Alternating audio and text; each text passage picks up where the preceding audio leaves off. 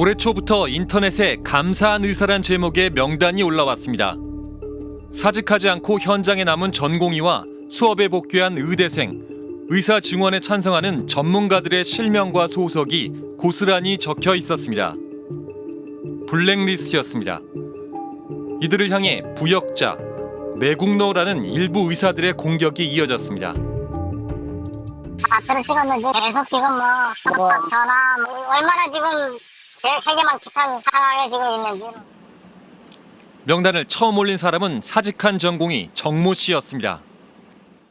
혹시 혐의 인정하셨습니까? 블랙리스트 왜 작성하신 거예요?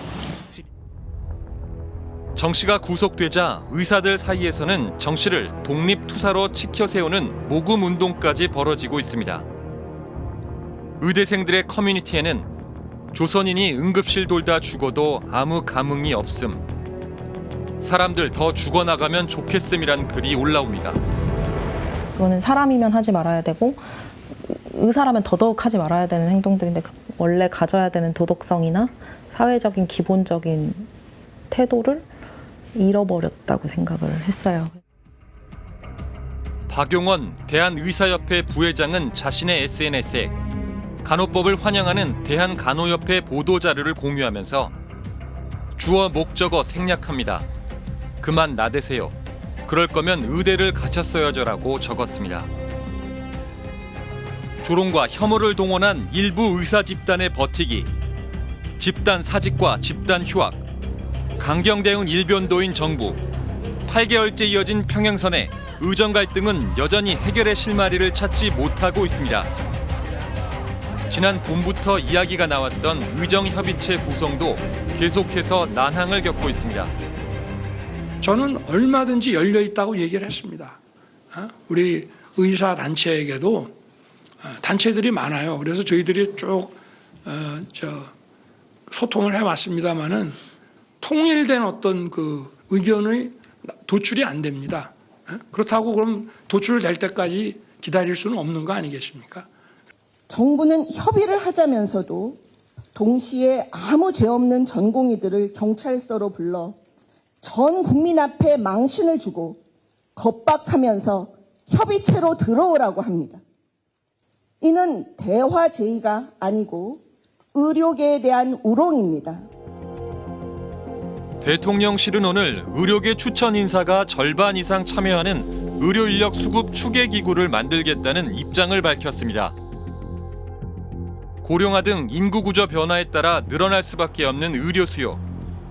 의사들이 기득권과 이권을 가지고 있다는 인식. 지난 2월 의대 정원 확대 발표 직후만 해도 정원을 늘리는 게 긍정적인 점이 더 많다는 여론은 76%에 달했습니다. 하지만 지난 9월 여론조사에선 분위기가 바뀌었습니다. 잘된 일이라는 답변이 56%, 잘 못된 일이라는 답변은 34%였습니다.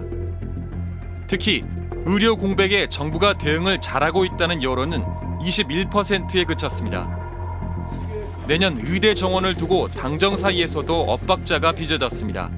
협의체 출범의 전제 조건으로 뭐는 안 된다. 그런 거 없습니다. 2025년에 우리 모집 요강은 바꾸기가 현실적으로 어렵고 그것은 그대로 진행을 해야 된다.